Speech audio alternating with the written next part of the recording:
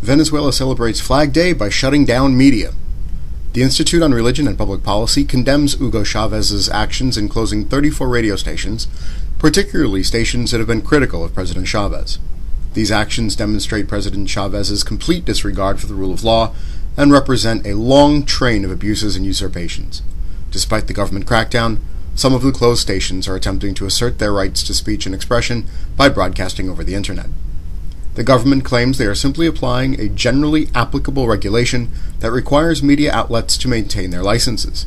However, enforcing these regulations disproportionately affects Venezuela's privately owned media, which represents the sole source of unbiased, non-propagandized information in the country.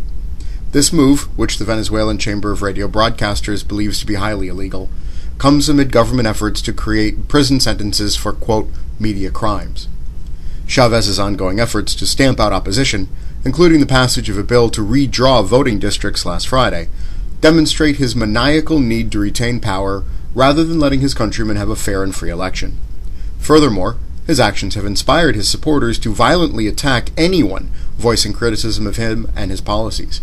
Yesterday, a group of Chávez's supporters threw tear gas canisters and fired shots at the studios of a television studio well known for its criticism of President Chávez. Quote, "Closing these radio stations is clearly Chávez's flagrant attempt to subvert the law in order to regain control of the airwaves, so he can use them to spout government propaganda.